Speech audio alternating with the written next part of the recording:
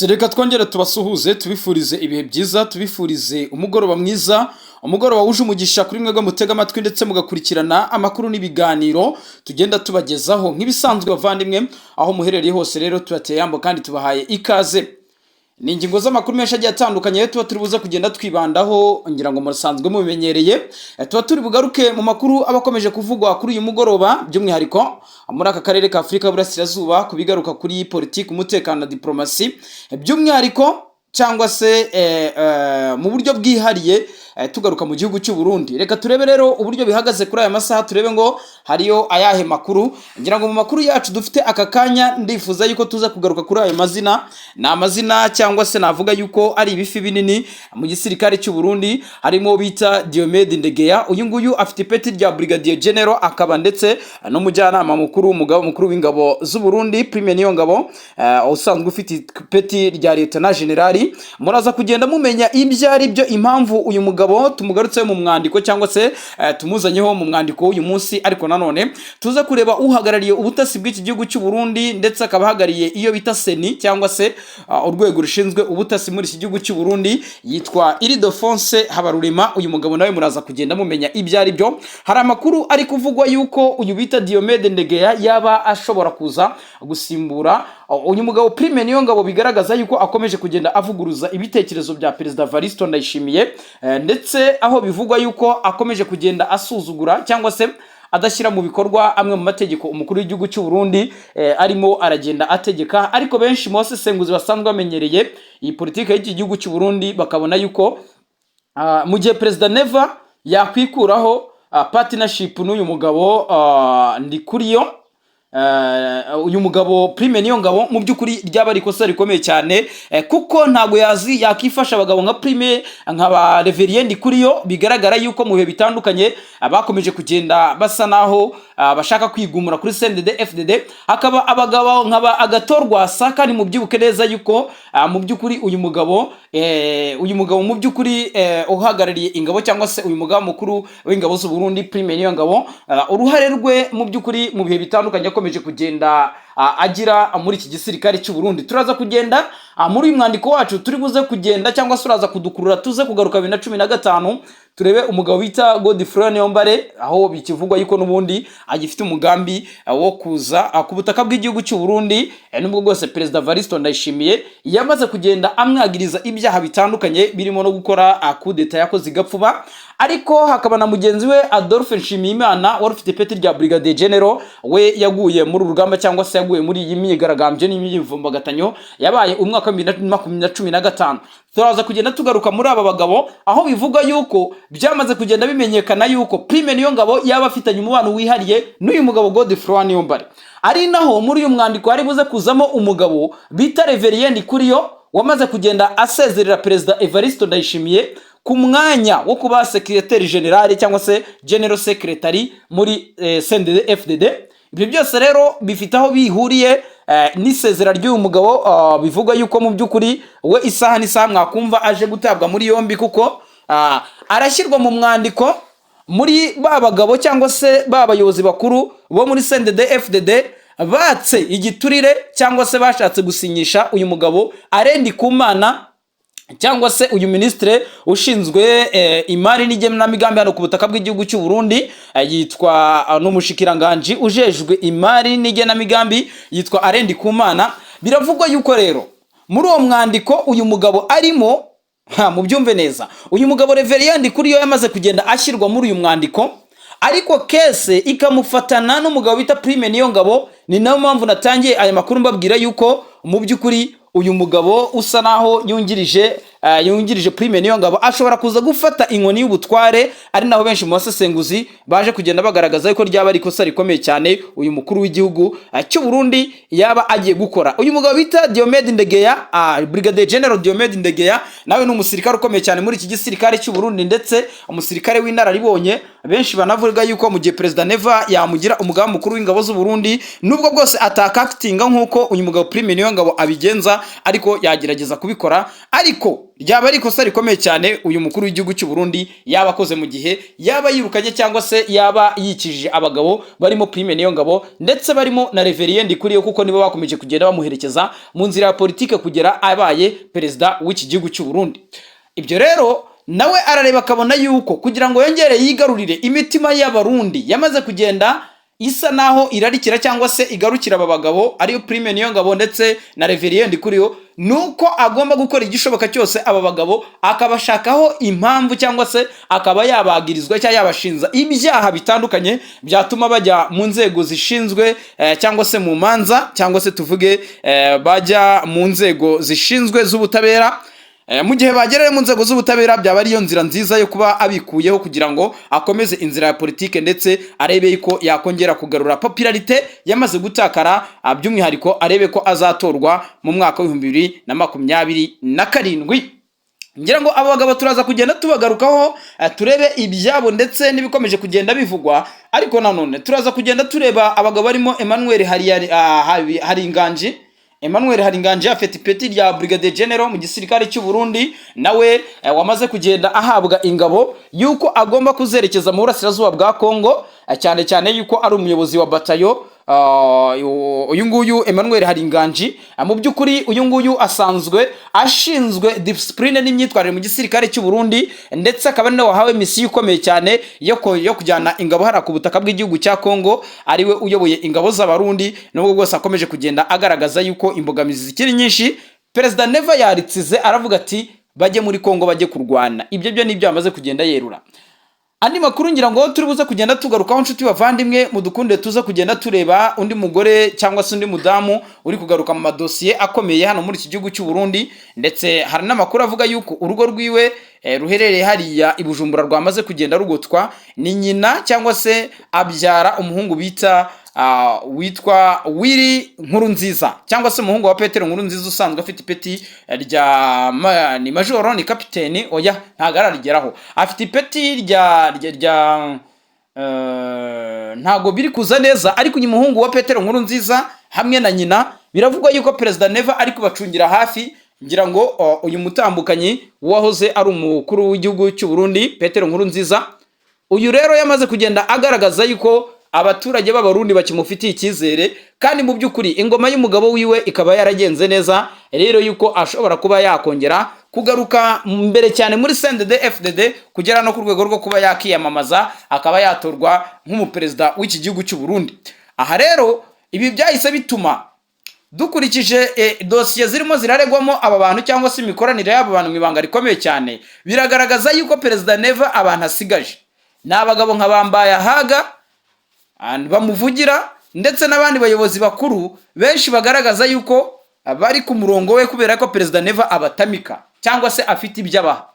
Ikindi kintu Perezida Neva ashobora kuza gupfa n'aba basirikare ndetse n'abayobozi bakuru bo muri CNDD-FDD ni amafaranga y'inzahabu zacurujwe hirya no hino ku isi, ubwo iki gihugu cy'u Burundi ngira ngo murabizi neza yuko kimaze kuba ubukombe mu kugira ubutare. Perezida Neva murabizi neza yuko zahabu za tungsten n'andi mabuye agiye atandukanye arimo amakorta ya za satellite, ayo mabuye yose ku butaka bw'igihugu cy'u Burundi yarabonetse, ariko Perezida Neva gashinzwa yuko hari igice cy'amafaranga yaba amaze kugenda yigwizaho, cyane cyane yuko hari n'amahoteli yuzuye hariya i Bujumbura yamaze kugenda agaragara yuko ari ay'umukuru w'igihugu, nyuma yuko akomeje kugenda atakaza ibyiringiro by'uko azongera kuyobora iki gihugu cy'u Burundi.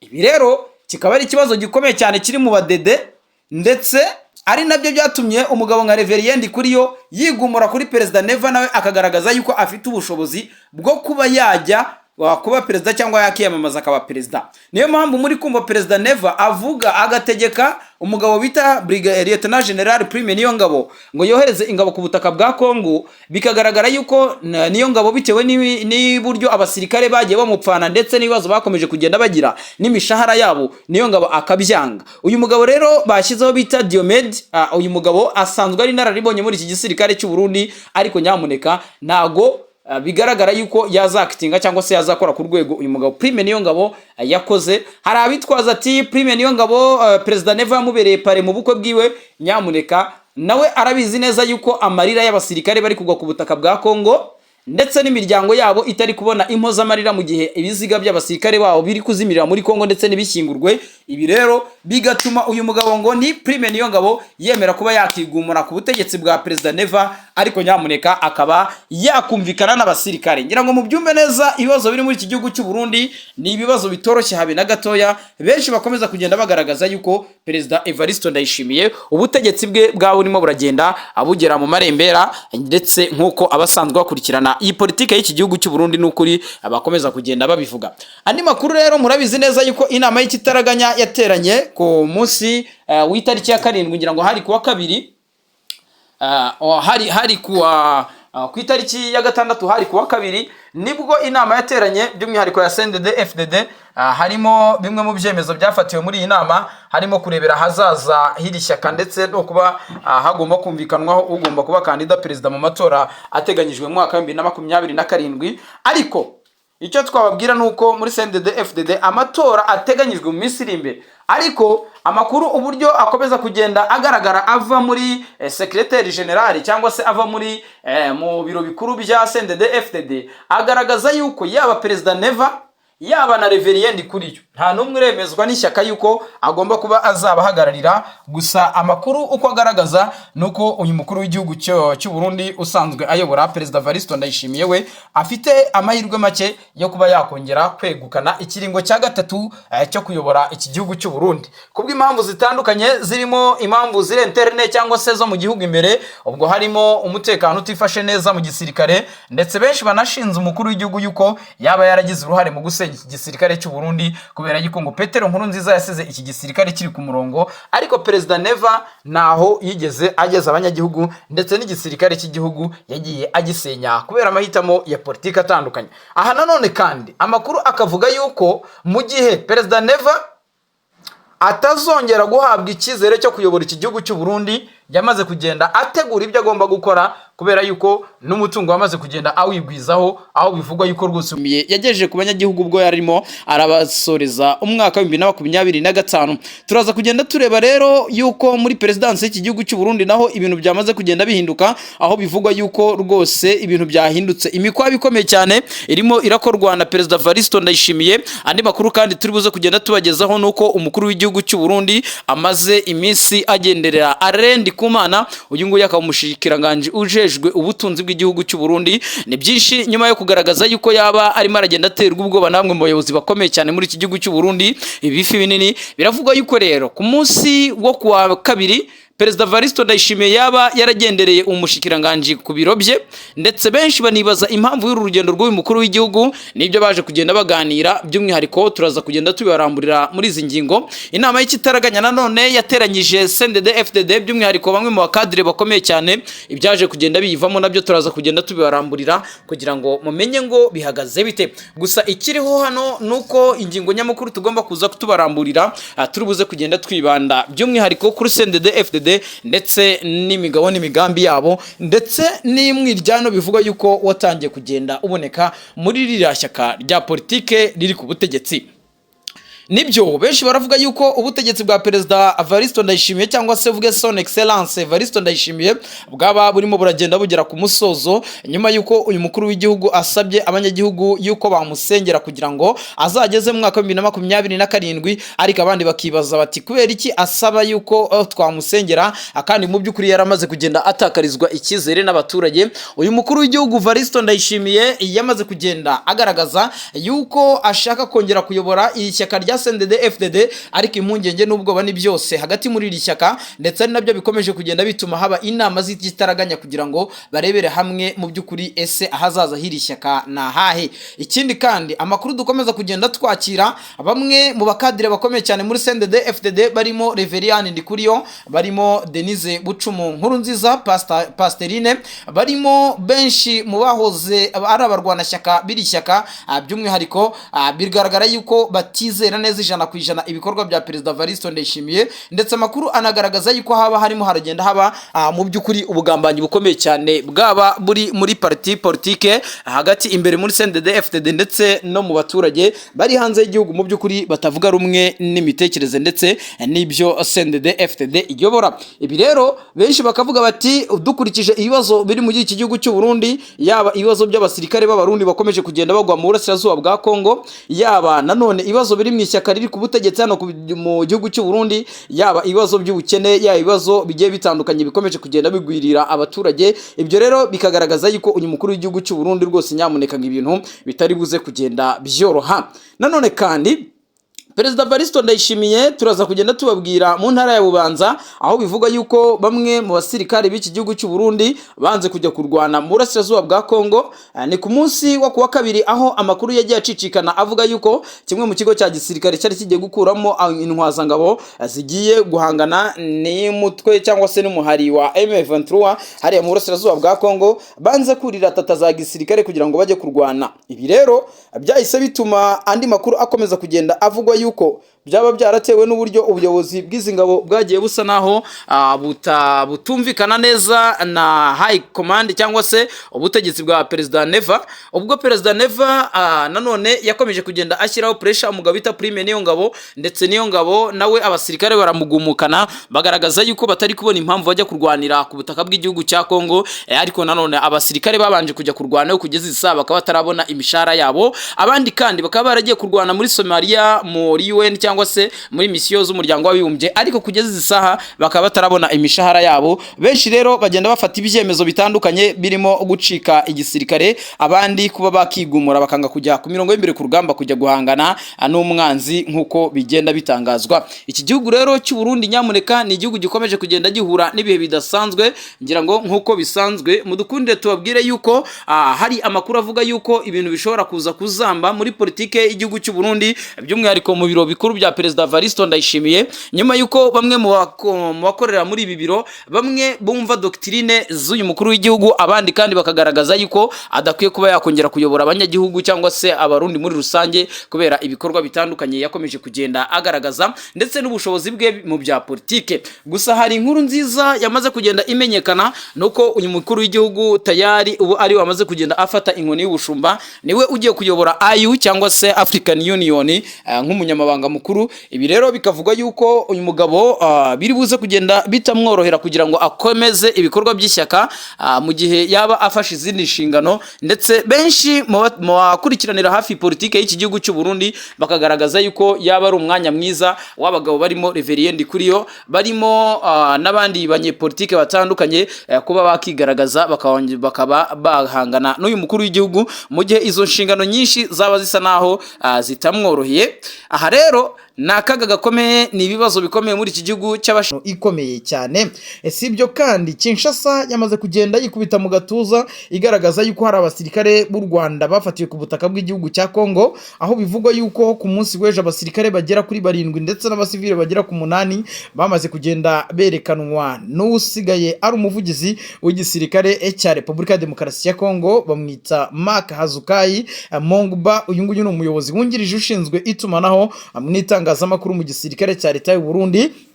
Turaza kugenda tubaramburira tubabwire ibyari byo. Uvira nanone biravuga yuko Yakutumba igaragaza ubuhangange mu mirwano na 23, ndetse bikavuga yuko Yakutumba yamaze kugenda yagura ibikorwa byayo bya gisirikare, aho bivuga yuko izi nyeshyamba za M23 zishobora kuza kwishyura ikiguzi cy'intambara mu buryo buhambaye. Andi makuru kandi nk'uko twamaze kugenda tubibemerera mu dukunde tuza kugenda tugaruka mu gihugu cy'u Burundi tubabwire ibiri kugenda bitangazwayo nyuma yuko umukuru umugambwe cyangwa se umukuru w'ishyaka riri ku butegetsi CNDD FDD agaragaje yuko imipaka y'ibihugu igiye gufungurwa, yaba ku ruhande rw'igihugu cy'u Rwanda ndetse no ku ruhande rw'igihugu cya Repubulika ya Demokarasi ya Kongo. Akaga kamaze kuba akaga, ibintu byamaze kugenda biba vumbi na jasho. Biravuga yuko rero nanone ku butaka bw'igihugu cy'u Burundi by'umwihariko ku kibuga cy'indege cya Bujumbura hamaze kwakirwa ibikoresho byinshi, bivuga yuko ari abasirikare b'ababirigi bamaze kugenda biyongera hara ku butaka bw'igihugu cya Kongo,